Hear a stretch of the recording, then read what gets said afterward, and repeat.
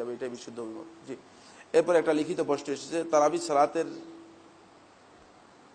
ক্ষেত্রে নাকি প্রচলিত আমাদের মসজিদগুলোতে যেভাবে কোরআন দ্রুত পাঠ করে যে কোনো সুন্দরভাবে ধীরস্থিরভাবে আরবি তারাবির 8 রাকাত বা বেশি আলাদা ব্যবস্থা করতে, কি লিখেছেন প্রশ্ন তো মানে আমি পাঠ উদ্ধার করতে পারলাম না, আমি দুঃখিত। তবে আমি যেটা প্রশ্ন বুঝতে পেরেছি সেটা হচ্ছে আপনি বুঝাতে চেয়েছেন যে তারাবির সালাতের মধ্যে যে 20 রাকাত আদায় করে এবং অনেক দ্রুত পড়ে, সেই ক্ষেত্রে যদি কেউ ধীরস্থিরভাবে কোরআন তেলাওয়াত করে 8 রাকাত পড়ে, তাহলে তার কোনটা উত্তম হবে? কোনো সন্দেহ নেই, কোরআন তেলাওয়াত করবে তার তিল সহকারে। যদি কোরআন ধীরস্থিরভাবে তেলাওয়াত না করে তাহলে তার সালাত হচ্ছে কিনা এটাই সন্দেহজনক। সুতরাং তারাবিহের সালাতে যেভাবে কোরআন খতম করার নামে বললেন তো কোরআন তেলাওয়াত করা হয়ে থাকে, এটি কোরআন তেলাওয়াত নয়।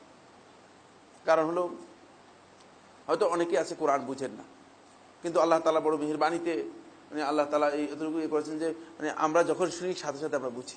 বুঝতে পেরেছেন কিনা? কোরআনে কারীমের তেলাওয়াত শোনার সাথে সাথেই বুঝি, এবং শুধু বুঝি যে তা নয়, কোরআনে কারীমের অসংখ্য তাফসীর পড়ে থাকার কারণে সব কিছু মাথার মধ্যে তখন ঘুরে। বুঝতে পেরেছেন কিনা? কিন্তু আমি নিজেই মানে হাফেজের বিষয়ে মানে তেলাওয়াত শুনে যাচ্ছি, আমি একটা শব্দ বুঝি না। এই ফালতু তেলাওয়াত তাকে করতে বললো কি? এটা তালাও, এটি আসলে তামাশা করছে। আল্লাহ রাব্বুল আলামিন এর কালামের হক নষ্ট করে দিয়েছে। এটি হারাম, এটি হারাম, বারবার বলছি এটি হারাম। আমিই বুঝি না, এখন আপনি কোত্থেকে বুঝবেন? আপনি তো শুধু আপনার কাছে মনে হয় যেন মাথার মধ্যে কি বো বো আওয়াজ শুনে যাচ্ছে। তাহলে এটা এর চেয়ে গলদ কাজ আর কিচ্ছু নেই। এর চেয়ে গলদ কাজ কোরআনে কারীমে তেলাওয়াত করবেন এবং তেলাওয়াত হবে তার তিল সহকারে। আপনি খতম করার আপনাকে দায়িত্ব দিয়েছে কে? যিনি কোরআন নাজিল করেছেন তিনিই তো, যিনি কোরআন তেলাওয়াত করতে বলছেন তিনিই তো। সুতরাং কোরআন তেলাওয়াত করে খতম করতে হবে। তেলাওয়াত না করে আপনি বউ করে খতম করবেন কি কারণে? এই খতম আপনার শুদ্ধ হচ্ছে না, এই তেলাওয়াত শুদ্ধ হচ্ছে না, খেয়াল রাখবেন, এগুলো করবেন না।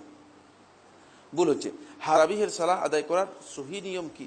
খতমে তারাবি না, না, খতমটা করতে পারলে উত্তম, কোনো সন্দেহ নেই। কোরআনের খতম হলো, আপনি শুনলেন, কিন্তু খতমটা বাধ্যতামূলক কিছুই না। খতমটা বাধ্যতামূলক কিছুই না। আপনি সূরা পড়েন, যেটাই পড়েন, কিন্তু আপনার এই সালাত হবে রাতের সালাতের যে মানে ধরন রাসূলুল্লাহ সাল্লাল্লাহু আলাইহি ওয়াসাল্লাম দিয়েছেন। রাতের সালাতের সবচেয়ে উত্তম পদ্ধতি হচ্ছে তুলুল কিয়াম, লম্বা দীর্ঘক্ষণ দাঁড়িয়ে তেলাওয়াত করা। তুলুল কুনুত মানে দীর্ঘক্ষণ তেলাওয়াত করা। রাতের সালাতের নিয়ম হচ্ছে এটি। আপনি সেভাবে আদায় করবেন এবং ধীরস্থিরভাবে আদায় করবেন, ধীরস্থিরভাবে আদায় করবেন। রাসূলুল্লাহ সাল্লাল্লাহু আলাইহি ওয়াসাল্লাম সালাতের বিষয়টি সহিহ বুখারীর মধ্যে আয়েশা রাদিয়াল্লাহু আনহা বিবরণ দিয়েছেন। ওয়ালা তাসআলু আন হুসনিহিন্না ওয়া তুলিহিন, কত সুন্দর করে রাসূল সাল্লাল্লাহু আদায় করেছেন এবং কত লম্বা সালাত আদায় করেছেন। এই 4 রাকাত সম্পর্কে আর প্রশ্ন করো না, প্রশ্ন করলে উত্তর দিতে পারবো না। বুঝতে পেরেছেন কিনা? এভাবে আদায় করতেন। কিন্তু আমাদের এখানে মানে আমরা কি মানে আল্লাহর সাথে কন্ট্যাক্ট করলাম, কার সাথে কন্ট্যাক্ট করলাম জানি না, 20 টাকা থেকে দিলাম আল্লাহকে। এবং এটা এত দ্রুত যে কেউ কেউ বলতেছে 20 টাকা তাকে 20 মিনিটের মধ্যে শেষ করে দিচ্ছে। মানে এটা এর মতো, এটা কি বলে জানি, ডিজিটালের চেয়ে বেশি, ডিজিটালের অবস্থা খারাপ। এটা এত দ্রুত করে ফেলেছে। কারণ কি? মানে আপনি আল্লাহকে কি বুঝাচ্ছেন? নাউজুবিল্লাহ মিন যালিক, এটা ইবাদত। 4 রাকাত পড়েন, কিন্তু 4 রাকাত হতে হবে 4 রাকাতের মতো। যেমন আমি আল খাবজিতে 1 বছর দাওয়াতি কাজে রমজান মাস ছিলাম। প্রথম রাত্রে 4 রাকাত পড়তো, শেষ রাতে 4 রাকাত পড়তো। বুঝতে পেরেছেন? প্রথম রাত্রে 4 রাকাত পড়তো, এটি রাত্রের মানে 9টায় শুরু হতো, রাত 9টায় শুরু হতো। 9টায় শুরু হয়ে 10টা, 10:30, 11:30 দিকে শেষ হতো। 4 রাকাত পড়তো। বুঝতে পেরেছেন কিনা? বুঝতে পেরেছেন তো? না বুঝতে পারেন নাই? এই হলো সালাত। আমরা কি জানি প্রবৃত্তির অনুসরণ করতেছি আর কি। আমাদের হাফেজ কতগুলো দায়িত্ব দিয়েছি, কি কন্টাক্ট, এগুলো কিসের কন্টাক্ট করে নিয়েছি আমরা? এই যে কোন ইবাদত আমি জানি। শেষ রাতে 4 রাকাত পড়তেন একেবারে ফজর পর্যন্ত। ফজরের আধা ঘন্টা আগে মানে সেহরির জন্য লোকদেরকে ছেড়ে দিত। তো এটা হচ্ছে সালাত। সালাতের পদ্ধতি হচ্ছে এই ধরনের। বাকি এখন এখানে মানে 20 রাকাত আদায় করতে হবে, যেমনি খুশি তেমনি আদায় করো, এটা কোনো পদ্ধতি হলো না। এটা সুন্নাহ একটা পদ্ধতি রয়েছে, রাসূল সাল্লাল্লাহু আলাইহি ওয়াসাল্লাম দেখিয়েছেন। সেটা কিভাবে হবে? সে তুলুল কুনুত হবে, দীর্ঘক্ষণ কেরাত হবে, তারপরে মানে রুকু সিজদা হবে ধীরস্থিরভাবে।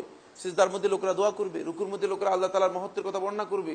কোনো কিছু নেই, দোয়া টোয়ার কোনো নামগন্ধ নেই, মানে সব এলোমেলো করে দিয়েছে।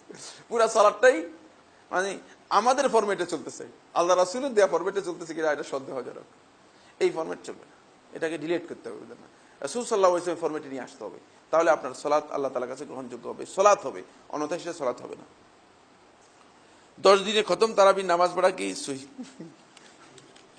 10 দিনে আপনি যদি 2 দিনে করতে পারেন, কিন্তু আপনি এই সালাত মানে উদ্দেশ্য কি সেটা আপনার জানতে হবে।